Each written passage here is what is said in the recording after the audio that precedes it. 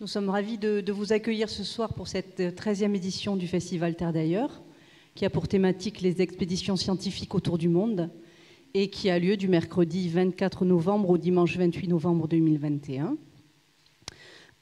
Sachez que c'est une coproduction avec une association, l'association Délire d'encre, et une institution, le Muséum d'histoire naturelle de Toulouse. Je tenais particulièrement à remercier mon homologue dans l'association, qui est Jade Pujol, et qui se trouve ici, qui se cache, qui ne veut pas parler, que je remercie infiniment pour tout le travail collaboratif que nous menons toutes les deux pour la coordination de ce festival. Voilà, et merci beaucoup, merci pour elle. Et je vais maintenant laisser la parole à Cathy Desplat, qui est la directrice de l'association Délire d'encre. Et je vous souhaite une excellente soirée en compagnie de Patrick Bernard, ethnologue en immersion. Il vous l'expliquera. Bonne soirée à vous.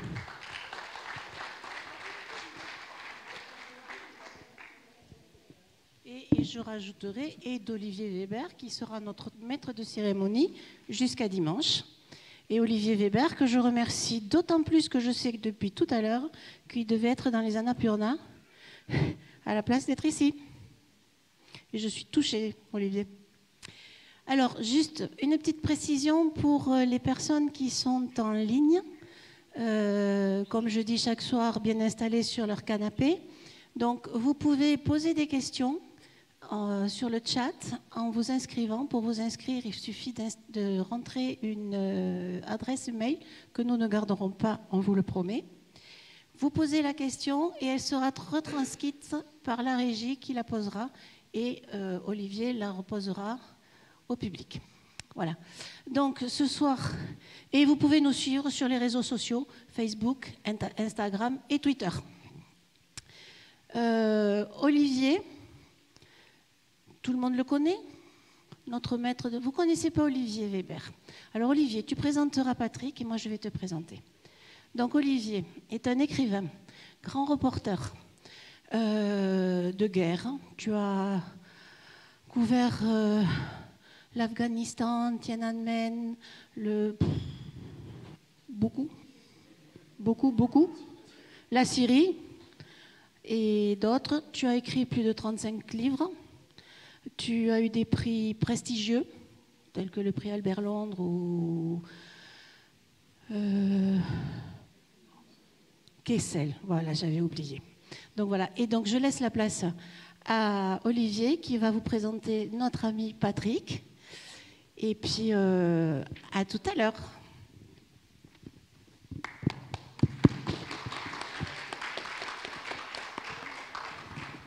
Merci Cathy, bonsoir à toutes et à tous. Je suis ravi d'être parmi vous aujourd'hui pour vous présenter donc, Patrick Bernard qui est ethnographe. Et d'abord un petit mot sur la programmation de ce festival. Je trouve que c'est une très très belle sélection. Vous allez voir, on en prend plein les yeux, plein les mirettes. Et il y a du rêve, il y a de l'ethnologie, de l'ethnographie, de l'exploration scientifique et tout ça fait une cuisine qui est l'ADN entre autres de ce festival. Et je trouve que c'est une belle sélection cette année. Bravo, parce qu'il y a des pépites, dont le film de Patrick. Je précise aussi que le fait de voir ces films, moi j'en ai vu certains sur le petit écran, sur mon ordinateur, mais aussi à la télévision, comme un film d'Arte, et le voir ici au muséum, grâce à nos amis de la technique, sur un bel écran avec un bon son, c'est fabuleux, ça n'a rien à voir. Et vous allez voir, on est vraiment plongé dans ces univers. Et là, donc voilà, je tenais à le dire. Alors, désolé évidemment pour les spectateurs, nos amis, les visiteurs qui sont sur les plateformes, mais voilà, la prochaine fois, vous viendrez. En tout cas, quelquefois, on n'a pas le choix parce qu'on ne peut pas venir, mais pour ceux qui sont présents, c'est vraiment, et pour nous, les réalisateurs, et pour toi aussi, Patrick, c'est vraiment important de présenter ces films dans ces bonnes conditions. Voilà, alors je présente Patrick Bernard, donc on va faire une petite présentation très courte, on projette le film, après on revient pour discuter. Patrick Bernard est un ethnographe qui court le monde et qui a cette volonté non seulement de montrer les peuples, on peut les appeler comme on veut, hein, traditionnels, premiers, qui sont souvent en situation de survie physique ou culturel, et quelquefois les deux, ou linguistique, et donc quelquefois les trois également. Et en même temps, il nous parlera tout à l'heure d'un projet très original qui date déjà d'un certain temps, qui s'appelle la fondation qu'il a créée, la fondation Anaco. Alors, on va vous emmener au fin fond de l'Indonésie. Enfin, l'Indonésie, c'est un des pays les plus grands au monde, hein, avec plus de 200 millions d'habitants, 250 millions à peu près, 17 000 îles. Et là, on est sur une petite île à l'ouest de la grande île de Sumatra, Siberut, à la rencontre des derniers Mentawai. Alors, dis-nous, pourquoi tu as eu envie d'aller faire ce voyage compliqué? Parce que le tournage, au total, la préparation comprise, ça a pris 3 ans, et on verra avec l'initiation de ce jeune chaman, Anand Gudai, donc qui a 23 ans. Comment t'es venue l'idée de... Aman Gudai. Aman Gudai. Ben, c'est venu... J'avais traversé cette île à pied en 1986, déjà, et j'avais séjourné chez les Mentawai en 1986. On les appelle... un peu vulgairement, mais ils apprécient qu'on les appelle comme ça, les hommes fleurs, parce qu'ils ont l'habitude chaque matin de se mettre des fleurs et des feuillages sur le corps.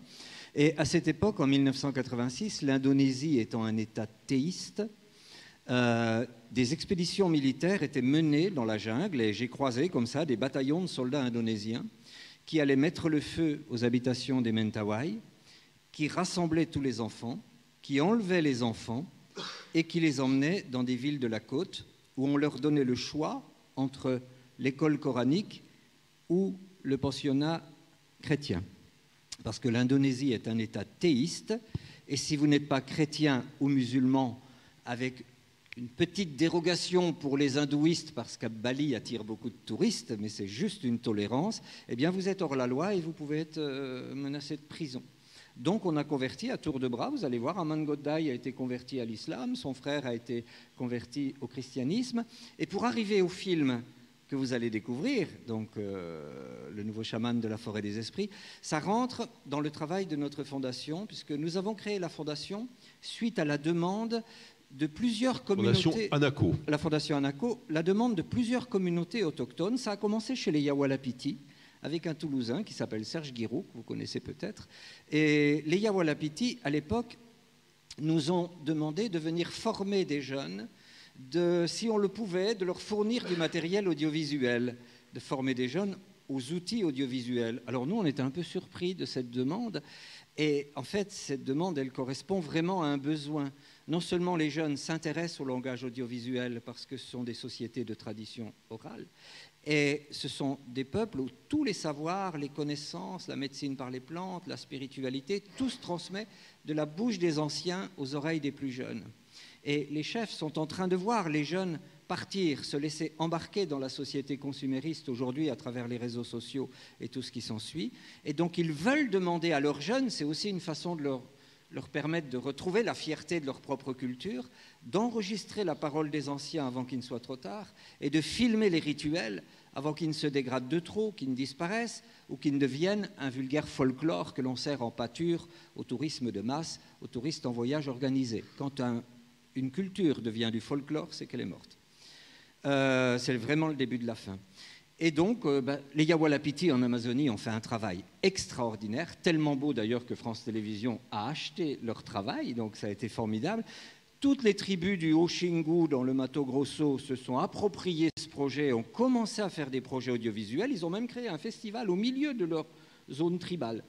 Et la deuxième population qui nous a fait cette demande, ce sont les Mentawai. Alors là, c'est des jeunes qui nous ont fait la demande, parce qu'Aman Gudai, vous allez passer un moment avec lui tout à l'heure, a été scolarisé sur la côte de l'île de Siberut, islamisé sans qu'on lui demande la permission, parce que c'était comme ça, il fallait absolument qu'on soit musulman ou chrétien, on leur disait tu choisis, donc bon, un peu au hasard. Hein. Et en 2012, il y a eu un relâchement des autorités indonésiennes, c'est-à-dire qu'en 2012, la loi est restée la même, hein, c'est toujours une loi théiste qui oblige à être chrétien ou musulman, ou plutôt musulman ou chrétien. L'Indonésie est le plus grand pays musulman du monde. Mais par contre, ils ne faisaient plus la chasse aux sorcières. Donc à peu près 500 personnes ont fait le choix de quitter les villages de la côte où on les avait sédentarisés et de repartir à l'intérieur de la forêt, retrouver leur vie traditionnelle.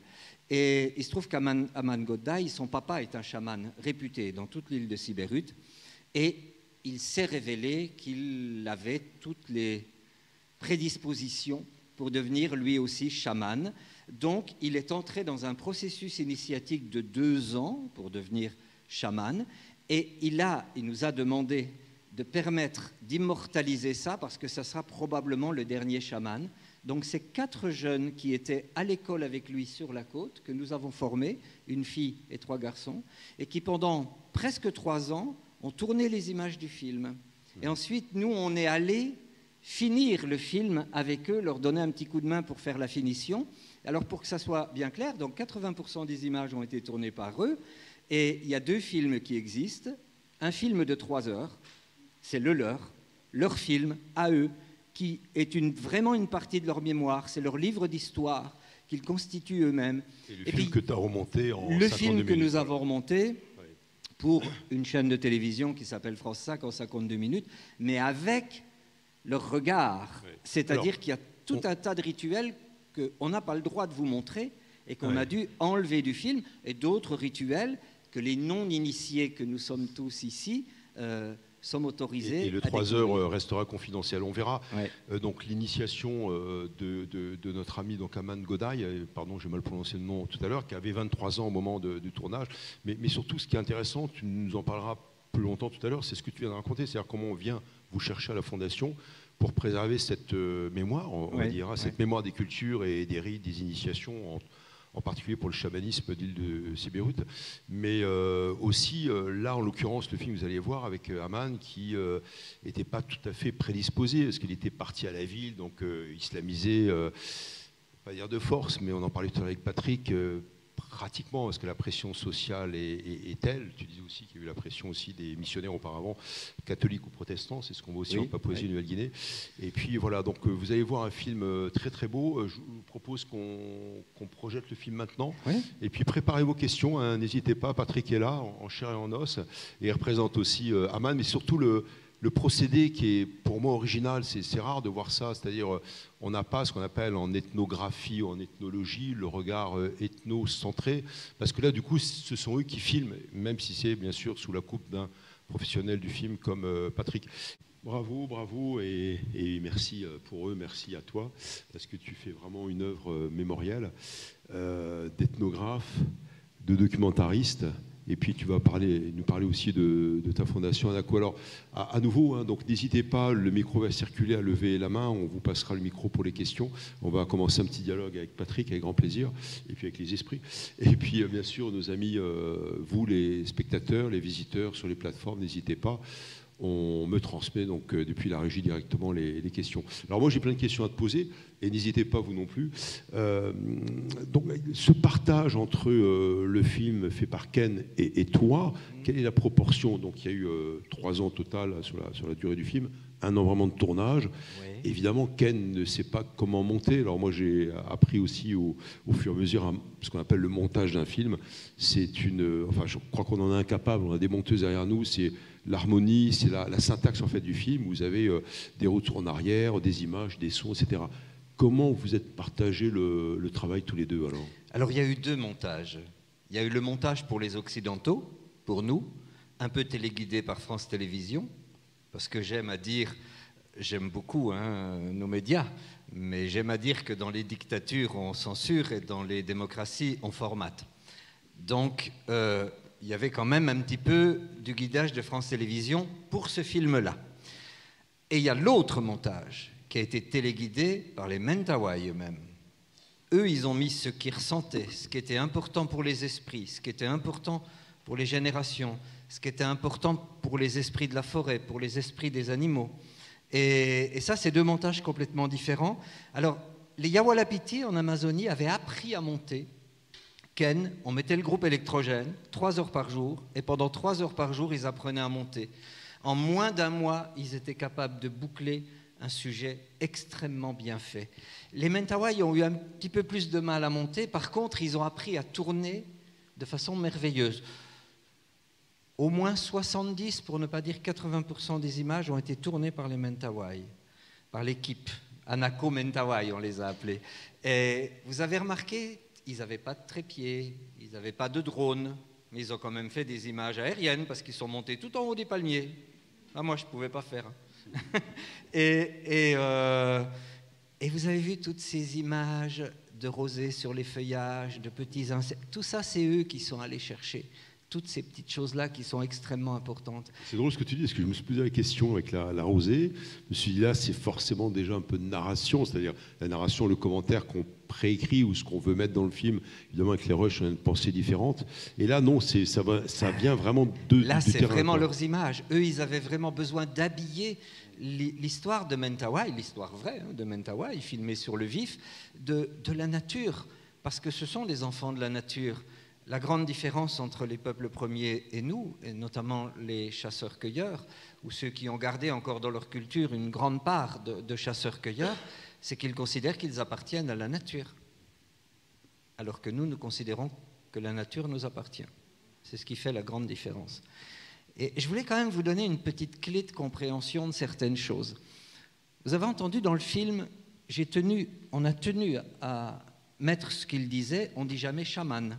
On dit chaman véritable.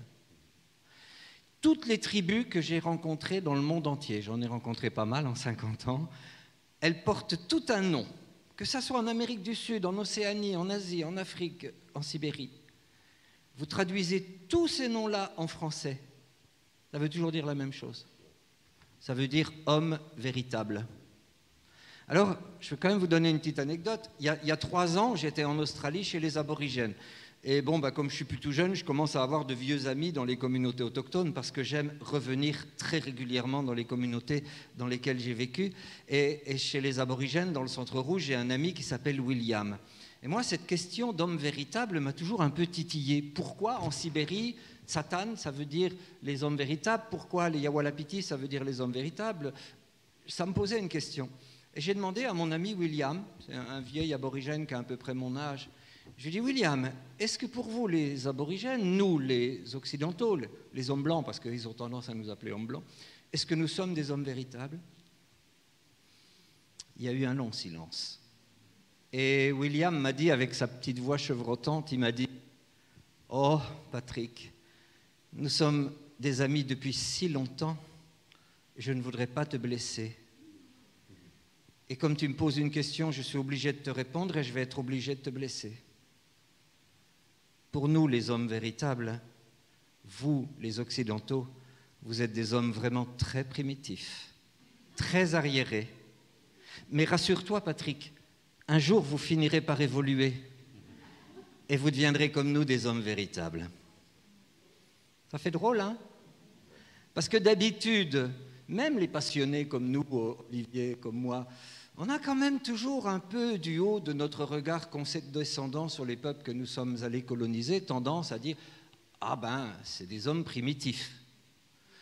Parce qu'ils ne vivent pas tout à fait comme nous, parce que vous avez vu, ils sont assez dénudés, ils ont des rites qui nous paraissent un peu bizarres. Alors quand on se fait traiter d'homme primitif, finalement, moi, ça m'a fait du bien, ça m'a rassuré. Alors j'ai dit à William, bon d'accord William, je suis un homme primitif, mais maintenant, dis-moi, c'est quoi un homme véritable ? Oh, il m'a dit, Patrick, ma réponse, elle est toute simple. Un homme véritable respecte 3 lois que sa mère lui a enseignées. Sa mère, c'est la nature. Première de ces lois, l'homme véritable doit avoir été initié. Bon, on peut dire, quelle que soit la société où on vit, on a une forme d'initiation. Deuxième de ces lois, ça commence à se gâter pour nous. Un homme véritable ne doit jamais cesser de veiller sur la terre sur laquelle autrefois ses ancêtres ont vécu. Il ne doit jamais abandonner cette terre-là pour aller envahir la terre des ancêtres de quelqu'un d'autre. Vous comprenez que là, on commence à s'éloigner. Et troisième de ces lois, alors là, elle m'a tué celle-là, un homme véritable n'est véritablement un homme vrai que s'il ne possède rien du tout et s'il ne convoite aucune espèce de possession matérielle, que ce soit votre argent, votre maison, vos objets, et encore moins le bout de terrain sur lequel vous habitez et que les Blancs d'Australie entourent avec des clôtures. Celui-là, il va rester encore assez longtemps un homme primitif. Alors c'est très bien, moi je propose qu'on parlait tout à l'heure d'ethnocentrisme, qui était finalement la première vague, on va dire, de l'école anthropologique, hein, les ethnologues du début du XXe siècle, même auparavant, on en parlait peu, les Français, mais surtout les Britanniques. Malinowski, c'était déjà un petit peu différent, on considérait qu'il fallait étudier l'homme primitif, etc. Il y avait toujours des valeurs, en fait, on restait extérieur. Puis après, il y a un deuxième cercle d'études dans les années 50, on parlait d'ethnologie participante, il fallait rentrer dans le cercle, commencer à comprendre vraiment les rites et les traditions de la culture, de la tribu, du peuple, du clan qu'on étudiait pour vraiment être un ethnologue. Et puis maintenant, il y a une troisième vague, ça va t'intéresser, enfin une troisième vague, une troisième école, incarnée par le fils spirituel de Lévi-Strauss. Il est prof au Collège de France, il s'appelle Philippe Descola. Il doit avoir 76 ans, il vit entre Paris et le sud-ouest, vers le Lot, si j'ai bonne mémoire. Et il a écrit un livre merveilleux qui s'appelle Nature et culture, et il dit, pour être grosso modo ethnologue, il faut croire, il faut être chaman, il faut intégrer, alors lui c'est plutôt les peuplades, les populations amérindiennes du Pérou, l'Équateur, les Quechua, les Jivaros. Et c'est magnifique parce que ça décentre, comme tu dis, et on a tendance à considérer évidemment que voilà, il ne faut pas faire preuve d'ethnocentrisme. Je te fais une proposition. Il faudrait que les Mentawai viennent faire une étude ethnologique dans les pays occidentaux. Qu'est-ce que tu en penses? Et nous filmer, qu'est-ce que tu en penses? Ça promet, ça promet. Mais pour rebondir sur ce que tu dis, moi je suis à 200% un adepte de Malinowski et de l'ethnologie immersive. C'est-à-dire qu'à partir du moment où tu choisis de vivre avec des communautés en immersion et de t'engager, parce que nous, enfin on en parlera tout à l'heure, ICRA, la fondation, c'est une ethnologie très très engagée, ça ne peut être qu'en immersion, c'est-à-dire en essayant autant que possible de se débarrasser, c'est pas facile, hein, de sa propre éducation, de ses propres préjugés, et d'embrasser complètement le mode de vie des gens chez lesquels on va.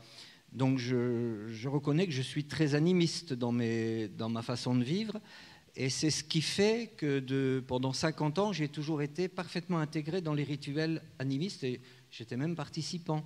Et pour moi, c'est vraiment important parce que je pense qu'il n'y a pas de hiérarchie chez les humains, donc on n'est pas meilleur qu'eux. Il y a autant de vérité qu'il y a de mètres carrés sur le sol. Et que chaque peuple a sa propre vérité. Et je pense que l'ethnologie comparative ou l'ethnologie universitaire, elle me dérange un petit peu, parce qu'on regarde depuis notre fenêtre, et quand tu regardes depuis une fenêtre, la perspective déforme. Donc on n'arrive jamais complètement à s'immerger, parce qu'on a le poids d'une éducation, on a le poids de la religion qui nous a été apportée par nos parents, mais je crois que l'ethnologie doit changer, parce qu'on fait tous partie d'un même monde. Et je pense qu'on a passé tellement d'énergie et de temps à aller coloniser des terres qui ne nous appartiennent pas, qui n'appartiennent pas d'ailleurs au peuple. Hein. C'est pour ça qu'ils nous ont laissé les coloniser. Ils nous ont dit bienvenue, parce que la terre est à tout le monde. Vous appartenez vous-même à la terre. On a passé tellement de temps à convertir des gens à notre modèle économique pour fabriquer au final du tiers-monde et de la misère intense. Et je perds des fois mon micro, mais enfin c'est pas grave. Je pense que vous m'entendez. Ah bah au pire il y en a un deuxième. Il faut mettre la main plus haut sur le micro, s'il vous plaît. Vous bloquez l'antenne. Le deuxième, c'est mieux, je pense. Oui. Voilà. On a passé tellement de temps et tellement d'énergie à aller convertir des gens à nos vérités, à nos religions, à nos modèles économiques, que je crois que là vraiment on a besoin de changer. Et les ethnologues, pendant longtemps, se sont fait un peu complices de ça aussi. Oui, c'est vrai, on étudiait des sociétés bizarres. Oui, c'était d'autres missionnaires, on va dire. Mais là, pour revenir en Mentawai, donc ils sont quelques centaines pour cette tribu-là.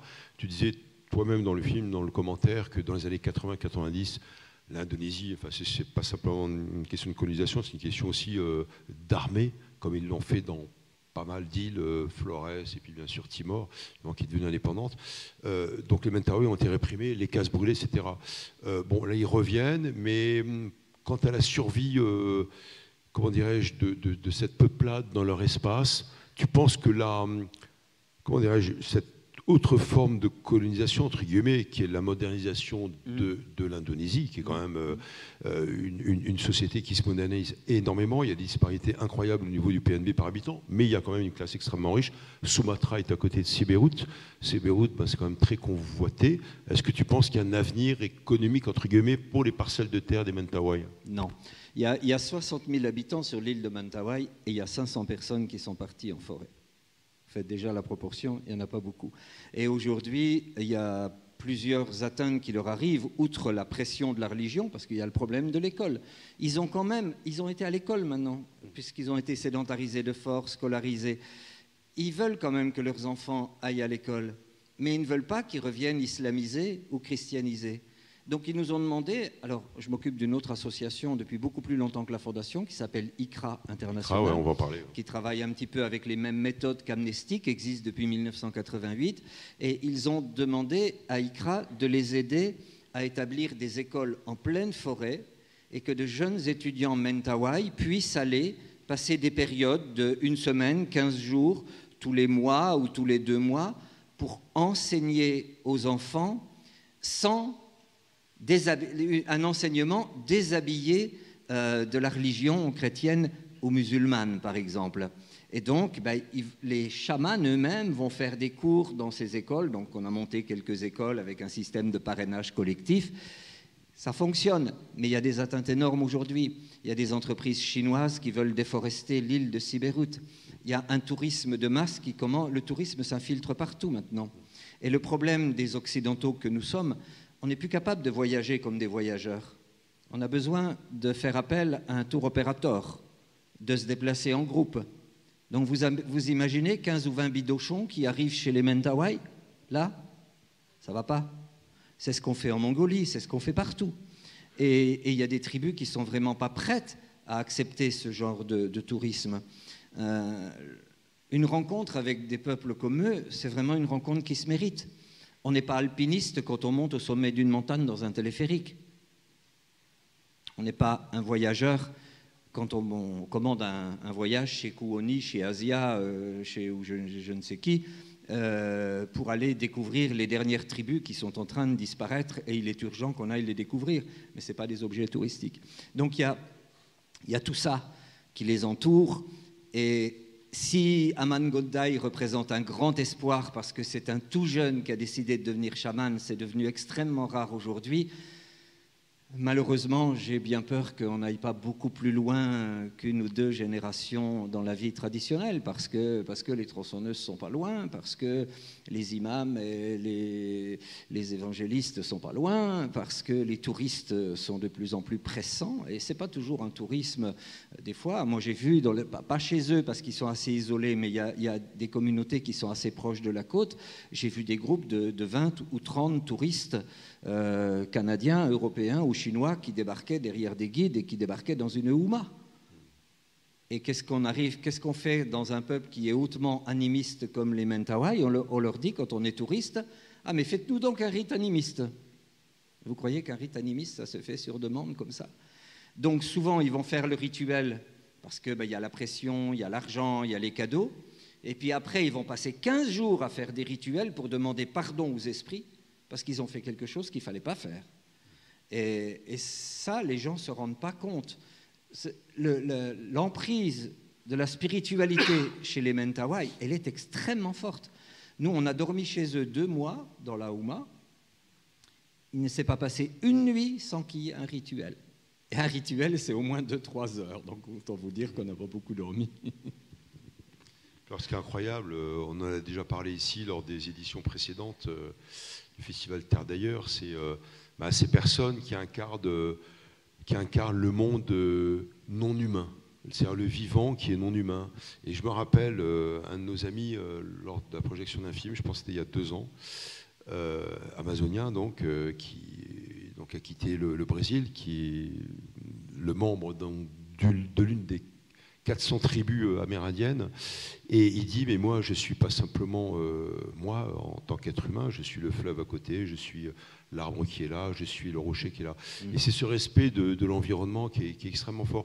Mais et justement le film montre, c'est que, et tu viens de dire aussi, le côté, la Maison aux Esprits aussi le raconte bien, c'est comment on s'accapare ce milieu, on est en relation avec ce milieu naturel, mère nature, tout en la respectant, et quand on l'offense, on lui demande pardon. Ça, c'est très bon. Alors, je pense justement que ton film a une œuvre, d'abord, c'est une œuvre mémorielle pour nous, parce qu'on ne sait pas ce que deviendront, évidemment, les Mentawai dans quelques années, puis deuxièmement, pour eux. Est-ce que là, il y a aussi, dans le film, la volonté de perpétuer, justement, peut-être des rites pour eux, qui seront perdus dans quelques années? C'est très, très important. C'est pour ça qu'ils veulent le filmer, parce qu'ils savent très bien que ça va disparaître ou que ça va devenir du folklore. Ils ont compris. Donc, ils veulent filmer les rituels tant qu'ils existent encore. On parlait de la fusion avec la nature, je vais donner une petite précision. Ces spiritualités ancestrales, nos ancêtres en étaient, avant qu'on soit chrétien, sont des peuples animistes. Et dans le mot animiste, vous avez le mot animal.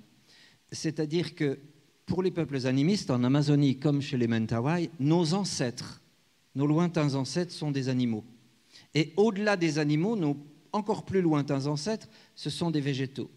C'est pourquoi ils demandent pardon à un végétal avant de l'emprunter, ils demandent pardon à un animal avant de lui emprunter son corps, pour que sa transformation se passe du mieux possible. Donc ils ne font qu'un, ils ne font pas de différence entre l'homme et l'animal. En Amazonie, dans le Xingu, quand on va faire une pêche, les chamans vont au bord de la rivière demander la permission de l'esprit de la rivière. Quand on va faire une chasse, on demande la permission de l'esprit de la forêt. Vous avez vu les crânes des singes? C'est pour que l'âme de l'animal ait toujours un endroit où se réfugier. Donc, de temps en temps, Aman Godai, il décroche un singe et puis il l'emmène en forêt pour qu'il puisse communiquer avec les siens. Et parfois, il va faire une demande. Là, c'était le cas, il fallait demander aux esprits des singes la permission de venir emprunter un singe pour le rituel animiste. Et ça, nous, on a un peu du mal à le comprendre parce que l'animal, il nous est soumis en général. Il y a une ethnologue, moi que j'aimais beaucoup, qui était à l'école et aux études, qui s'appelait Françoise Héritier, qui disait l'homme est la seule espèce animale qui est capable de tuer sa femelle. Et en fait, Françoise Héritier, qui était aussi une des disciples de Lévi-Strauss, reprenait un mot de Jack London. En fait, c'est Jack London qui l'avait trouvé presque un siècle auparavant. Et on pourrait rajouter que c'est aussi la seule espèce animale qui est capable de détruire son nid, l'environnement. Et c'est là où c'est important, c'est qu'avec les Mentawai et ces peuples-là traditionnels, mais c'est vrai que le terme même traditionnel, un peu péjoratif, alors après, on a parlé de peuples premiers, et respectent cet environnement, respectent cette mère nature à laquelle nous appartenons finalement. Et c'est vrai qu'on découvre maintenant, regardez le succès des livres comme La vie secrète des arbres, tout ce qu'on raconte aussi évidemment sur l'esprit des animaux et la souffrance animale, quoi. J'aimerais qu'on vienne à ce moment-là sur ce côté travail mémoriel avec ta fondation d'une part, Anaco, et puis ICRA. Alors explique-nous, la fondation Anaco, c'était une fondation qui a été créée, d'ailleurs c'est dans une belle maison à Saumur, c'est une maison qui a été créée à la demande de ces peuples-là traditionnels que tu as rencontrés. Explique-nous un peu l'histoire. Dans la Genèse, il y a eu ICRA. On a créé ICRA International en 1988, c'est la Commission internationale pour les droits des peuples aborigènes. ICRA, je dis toujours, est une petite grande association parce qu'on est présent ou représenté dans une soixantaine de pays. On a un peu plus de 350 correspondants autochtones qui nous tiennent informés de la situation. Et nous, on est une association d'activistes de défense des droits de l'homme. On réagit chaque fois qu'il y a un problème qui est soulevé. Et nous avons acquis au fil des ans le statut d'association consultante aux Nations Unies. Donc ça nous permet de saisir les Nations Unies dans les cas les plus graves. Donc on travaille un peu comme on va dire, je vais comparer avec Amnesty, qui est beaucoup plus connu que nous, avec les mêmes méthodes qu'Amnesty. Et puis dans les années 93, beaucoup de tribus nous ont demandé de les aider à soutenir des programmes de terrain, parce qu'il y avait des programmes de terrain qui leur semblaient urgents dans certaines zones en difficulté. Donc on a créé, qui est présidé encore aujourd'hui par Jean-Pierre Valentin, un département d'ICRA qui s'appelle ACASA, qui gère les programmes d'autosuffisance alimentaire ou éducationnels ou médicaux. Et le Fonds mondial pour la sauvegarde des cultures autochtones, ICRA, a été une des associations qui a lancé un collectif pour permettre que le prix Nobel de la paix de 1992 soit remis à Rigoberta Menchú. Parce que 1992, si vous vous souvenez, on fêtait le 5e centenaire du plus grand génocide que l'humanité n'ait jamais connu, c'est la conquête des Amériques. Donc ça, c'est ICRA qui a toujours fonctionné. Et de plus en plus, beaucoup de tribus, au début des années 2000, ont commencé à nous demander de les aider à constituer leur mémoire. Alors, ils me demandaient des appareils photo, ils me demandaient des magnétophones pour enregistrer les vieux, parce qu'il n'y a pas d'écrit chez les peuples autochtones. Donc, quand un vieux meurt, il part avec toutes ses connaissances, toute l'histoire, toute la sagesse. Et puis, la demande s'est précisée en 2010 quand nous sommes allés chez les Yawalapiti. Les Yawalapiti, c'est une ethnie du Xingu au Brésil. Hein. C'est dans cette région que vit aussi celui qui a été rendu célèbre, Raoni, et quelques autres chefs. Et je pense, moi, surtout, Haritana, qui vient de décéder du Covid, malheureusement, qui était le chef des Yawalapiti, qui est un homme extraordinaire. Et les Yawalapiti nous ont fait une demande très structurée. Donc, ils nous ont demandé d'apprendre à filmer à une quinzaine de jeunes. Ils nous ont demandé d'apprendre à monter, de venir 3 mois chez eux pour que ces jeunes, non seulement ils sachent filmer, mais qu'ils sachent monter des films. Et puis, quand les autres voisins ont vu ça, les Waora, les Kukuru, même les Kayopo, qui sont un peu plus bas, ils ont dit, mais nous, on veut faire ça aussi. Donc, nous, on les a orientés vers d'autres associations parce qu'on n'avait pas les moyens de supporter tout ça. Et pour accompagner ces projets, on a créé la Fondation Anaco. Alors, la Fondation Anaco, elle a été créée en 2010. Son statut de fondation est assez intéressant parce que ça nous permet de soutenir ces projets sur la demande des communautés autochtones. Il y en a maintenant chez les pygmées, j'aime pas employer le mot pygmée parce qu'ils n'aiment pas qu'on emploie ce mot-là, mais enfin, ça vous parle plus facilement, les chasseurs-cueilleurs des forêts d'Afrique équatoriale. Il y en a chez les Nagas du nord-est de l'Inde, chez les Mentawai, chez les Yawalapiti, donc il y a pas mal de projets. Et notre statut de fondation nous permet d'accueillir des legs. Et depuis quelque temps, nous recevons des legs issus du travail filmique et sonore de pionniers de l'exploration ethnographique. Par exemple, le couple Villeminot, que tu connais sûrement au moins de réputation, qui étaient des grands spécialistes de l'Océanie, nous ont légué... De la Société des explorateurs français aussi. Qui fait aussi... Oui, d'ailleurs, c'est lui qui m'a fait rentrer à la Société des explorateurs français. Bienvenue. Mais j'y suis depuis longtemps. Et le couple Villeminot nous a légué tous ces films. Et en plus, on a commencé à recevoir des objets. Parce que souvent, des enfants ou des neveux de gens qui étaient dans les colonies, d'ethnologues, de grands voyageurs, ont accumulé des objets, et puis ça n'intéresse pas plus que ça les enfants. Ils disent, tiens, il y a une fondation, on va léguer. Donc du coup, et moi, j'ai légué aussi 50 ans de films et d'objets à la fondation, ainsi que tous mes droits d'auteur, pour avoir un peu de financement. Et ça nous a permis de créer un ethnomusée, un musée ethnographique, dans une petite forteresse médiévale dans la région de Saumur. Et il y a une telle dynamique que le maire de Saumur nous a offert une deuxième forteresse médiévale pour qu'on crée un autre musée ethnographique. Et en 2015, on a créé le festival du film ethnographique qui a lieu tous les ans maintenant dans cette région, entre Loudun et Saumur. Donc ça fait boule de neige. Alors, bon, évidemment, c'est à la fois les patrimoines matériels, parce qu'il y a des collections de pièces et de bois, etc., mais aussi les patrimoines immatériels chers à l'UNESCO. Et donc ça participe aussi de la mémoire de l'humanité, des peuples premiers. Alors, n'hésitez pas à lever la main, hein, on va faire passer un micro s'il y a des questions. Mais je vois que, c'est Maxime, je crois, c'est ça, me donne une question. On va l'écouter. Allez-y. Hein. Oui, du coup, il y a une question. Comment a été perçue votre présence durant tout le tournage? Est-ce que être invité, du coup, chez eux, c'est quelque chose de compliqué? Non. Vous avez bien entendu hein, la question, hein, ça va? D'accord. Est-ce qu'être invité chez eux, c'est quelque chose de compliqué? Pas du tout, parce qu'on est invité. C'est-à-dire, si vous n'étiez pas invité, ça serait peut-être un peu plus compliqué. Vous ne pouvez pas débarquer là, comme ça. C'est un peu ce que je reproche aux touristes qui sont en voyage organisé, qui partent avec un guide qui les connaît vaguement. Et du jour au lendemain, on n'est pas prévenu. On a un groupe de gens qui débarquent. Ça, c'est assez difficile. Et j'avais une grande chance, c'est que j'avais vécu au Mentawai en 1986. Et quelques vieux Mentawai se souvenaient de mon passage, et notamment le papa d'Aman Godai. Et il vivait de l'autre côté de l'île à l'époque. Et donc, du coup, le courant est passé très vite. À l'époque, en 1986, ils nous avaient chassés.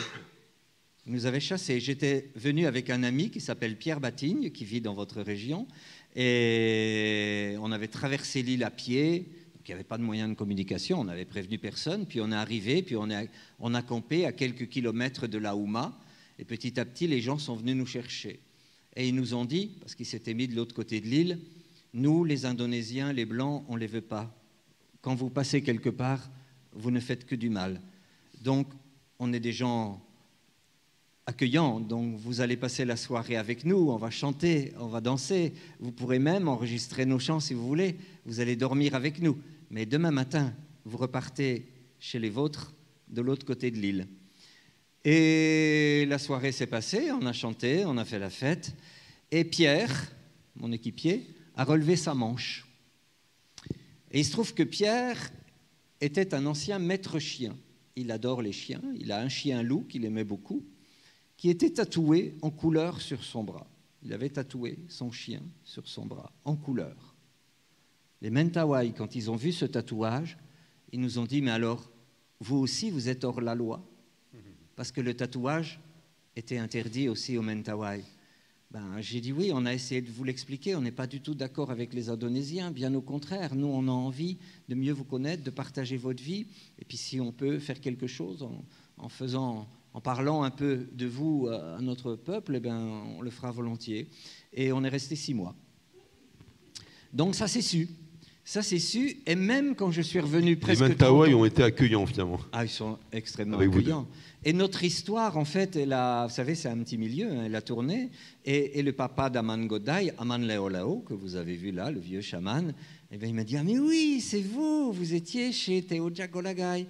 Et donc, du coup, ça a passé encore plus facilement. Est-ce qu'il y a d'autres questions, soit en régie, pour les plateformes, soit dans la salle? N'hésitez pas, moi j'en ai plein. Pour Patrick, mais priorité à vous, hein, donc n'hésitez pas à lever la main. Questions sur le tournage, sur aussi la Fondation Anaco, sur ICRA. Voilà. Alors, sachez que ça se visite, donc, hein, il faut venir. Et les 2 domaines. Même. Donc c'est Saumur, on peut voir les châteaux de la Loire, mais d'abord la Fondation. Et tous les autochtones qui sont venus, en fait, on a fait un choix. J'ai des petits dépliants, hein, je vous donnerai là quand vous sortirez tout à l'heure, si vous voulez. On a fait un choix, on s'est dit, oui d'accord, créer un musée ethnographique ou un lieu de mémoire pour les peuples premiers, c'est pas évident, hein, parce que en fait dans ce musée, ce sont des choses qu'on a reçues en legs et des objets que j'ai reçus moi dans le cadre du don et du contre-don. Hein. Quand on va dans une tribu, dans un peuple, nous on amène un cadeau et quand on repart, le peuple nous fait un cadeau, ça c'est le contre-don. Donc du coup, j'ai ramené en 50 ans inévitablement pas mal d'objets. Et je voulais que... Phénomène, je fais une parenthèse, bien décrit par les ethnologues depuis Marcel Mauss et laissé sur le don en 1904, repris par Bourdieu, repris par Lévi-Strauss, personne n'était d'accord. Démonstration de puissance très souvent, mais bon voilà, en tout cas c'est intéressant en Océanie, le don et de voir le don et le contre-don. Très très important. Et donc nous avons voulu que la mémoire des peuples autochtones ait un lien avec notre propre mémoire. Et l'avantage, moi je ne suis pas originaire de cette région du Val-de-Loire, je suis vosgien, je viens des Hauts-de-Vosges. Mais l'avantage de cette région du Val-de-Loire, c'est qu'il y a des vieux châteaux antérieurs à la Renaissance et des fois des petites forteresses, c'est relativement accessible et il y a beaucoup de gens qui en ont et qui sont prêts à les prêter pour des œuvres comme les nôtres. Et en fait, on a tenu à installer ça dans des châteaux qui sont antérieurs à la Renaissance.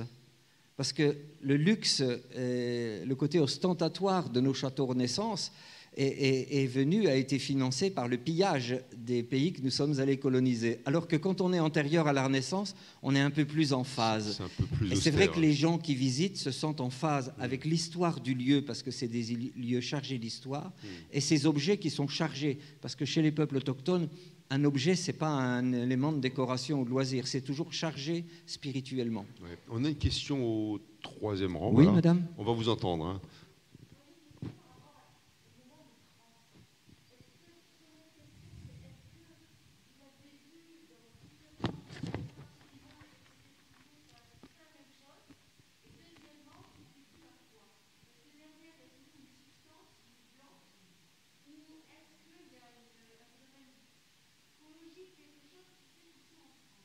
Alors, vous avez compris? Vous voulez qu'on répète la question?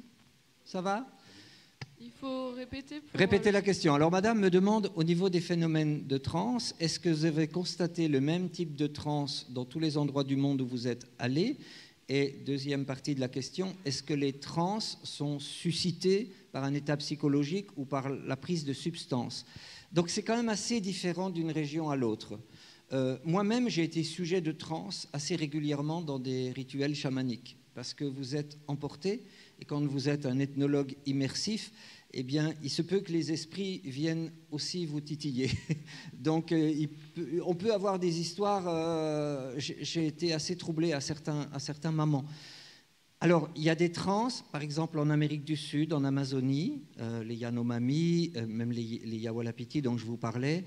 Le chaman, avant d'entrer en état de transe, il va y avoir tout un tas d'invocations, tout un tas de prières, des offrandes aux esprits qu'il souhaite appeler.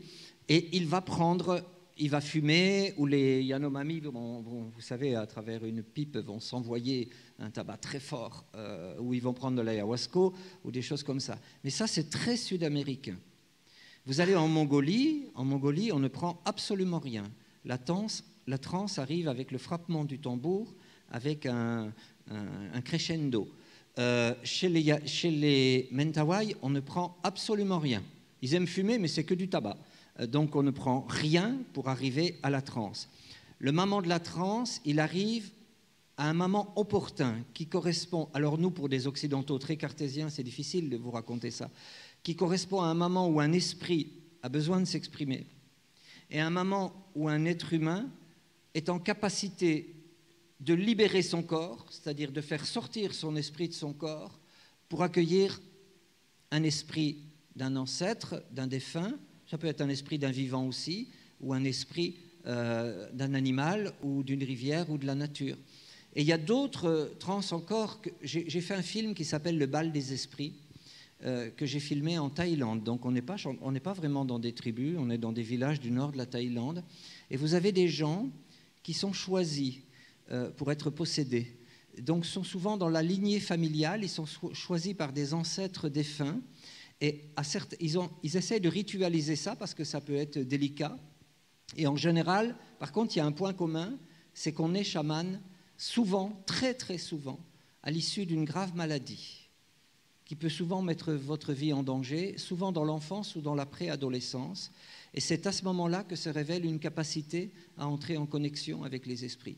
Et en Thaïlande, ils font des rituels, donc il y a des maisons des esprits, vous le savez, à côté des maisons thaïlandaises, on fait des rituels réguliers, et là, à travers des offrandes, on va appeler les esprits des ancêtres pour communiquer.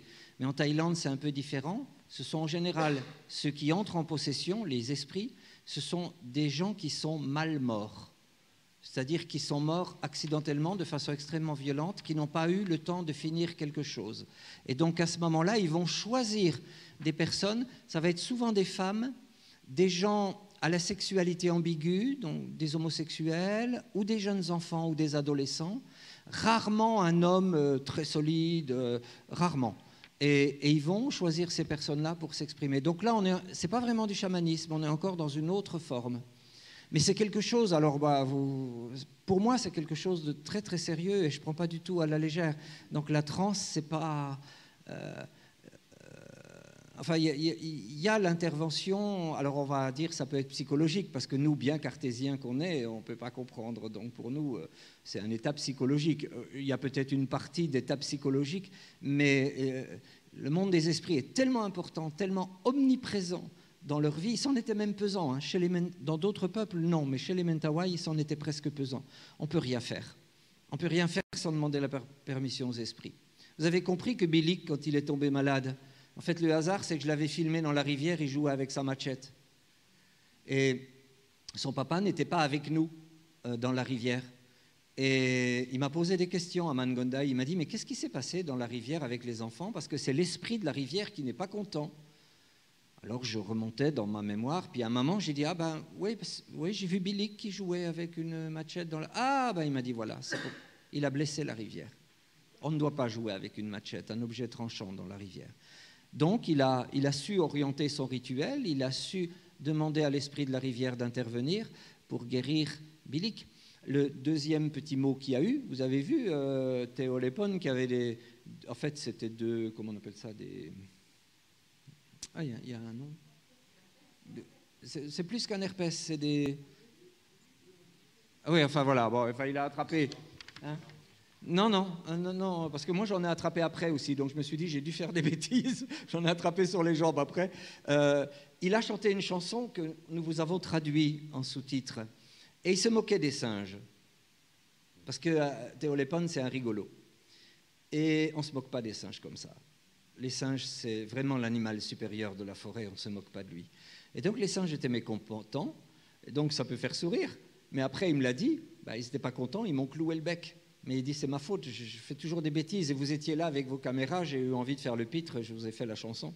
Et donc, vous voyez, on est... Et même nous, on était à un tel point que je voyais qu'ils étaient tellement sensibles. Je faisais très attention à tout ce que je faisais.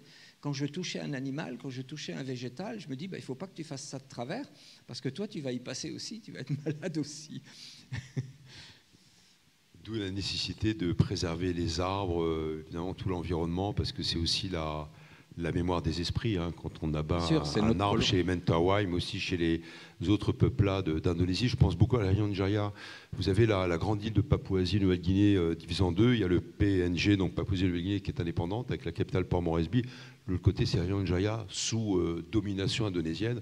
C'est une des plus fortes concentrations au monde d'ethnologues. Il y a 400 dialectes.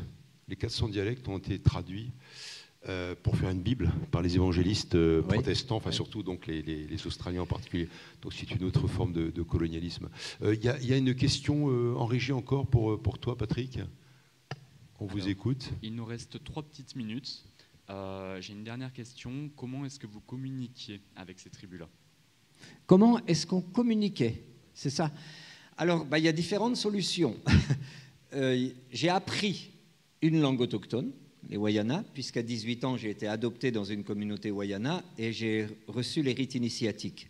Ça s'appelle le Marrakech chez les Wayana, c'est-à-dire tout un long rituel, mais ça consiste à se faire piquer par 200 guêpes et fourmis carnivores coincées dans une vannerie, des pieds jusqu'au corps. Après, il y a des épreuves de privation alimentaire. Après, il y a des épreuves de privation physique aussi. Vous avez des jeunes filles qui se mettent dans votre hamac et vous devez dormir à côté, mais surtout pas faire de bêtises. Hein. Et tout ça parce que si j'étais destiné à devenir un chasseur, si je me perds dans la forêt, je vais subir les agressions des insectes, il faut que je sache résister. Je vais subir la privation de nourriture, il faut que je sache résister. Et je vais me retrouver tout seul, je n'aurai pas une copine ou un copain pour me remonter le moral. Les Wayana, on précise, 3000 encore à peu près membres en France, Guyane française. Oui, c'est en Guyane française. Un peu au Suriname et au Brésil. Oui, c'est le plus fort taux de suicide au monde. Dans une petite communauté, c'est chez les Wayana, en Guyane française. En particulier. Oui. À noter, je voudrais faire une petite mémoire pour André Cognac, qui est ce Français qui vivait depuis 1963 chez les Wayana. C'est un soudeur de Saint-Étienne. C'est un soudeur de Saint-Étienne. Je suis allé le voir, je suis très content. Je suis allé le voir en 2019, l'hiver 2019-2020, et il vient de nous quitter. Il était très fragile et il a attrapé le Covid, donc bon, voilà. Nous a quittés. Oui, au niveau des langues, donc dans certains cas, on apprend les langues, mais toujours on a des interprètes. Vous avez vu qu'Aman Jeffrey, il parle anglais. On avait une jeune voyageuse avec nous qui était déjà allée aussi dans cette communauté, qui s'appelle Tani Juguin, qui avait appris l'indonésien. Donc, on avait l'indonésien et l'anglais comme intermédiaires avec la langue Mentawai. Quand on va chez les Yawalapiti, il y a toujours des jeunes, par exemple, qui ont été scolarisés, ils ont appris le portugais. Donc, c'est eux qui vont faire l'intermède.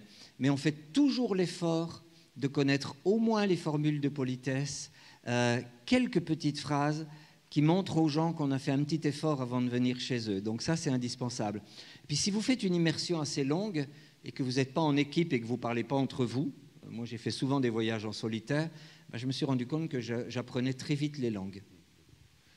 On va conclure là. Moi, j'ai une toute petite question d'une minute. Hein. C'est que tu fais une œuvre mémorielle incroyable. Tu fais une œuvre, toi, tu préfères ethnographique plutôt qu'ethnologique.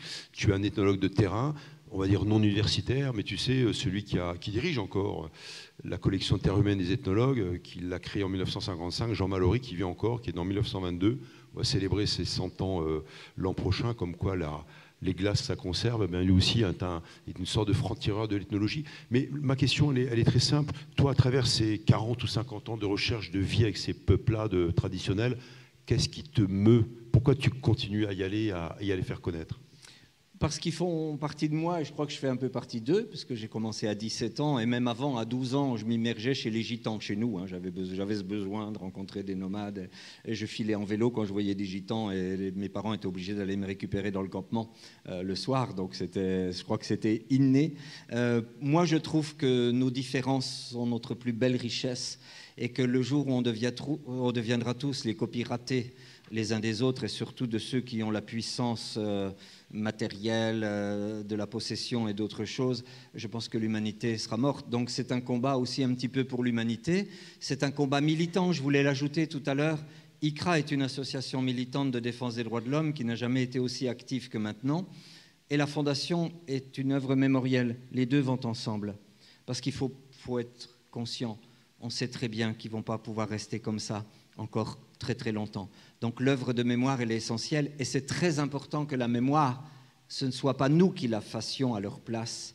Parce que c'est toujours, quand il y a une guerre, et ce que nous avons vécu avec les colonisations, c'était une forme de guerre invasive, c'est toujours le vainqueur qui réécrit l'histoire. Et pour moi, c'était très important. Nos films, à nous, les 50 ou 60 films que j'ai réalisés, vont rentrer dans ce travail de mémoire. Mais celui-là, surtout la version de 3 heures, celui des Yawalapiti, la version de 3 heures, ça fait vraiment partie de la mémoire et c'est eux qui l'ont écrit.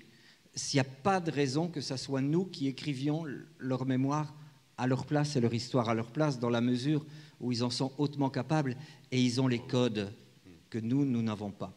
Bravo, bravo Patrick, c'est un bel engagement, je crois qu'on peut le saluer. Merci. C'est l'ADN du festival, merci beaucoup.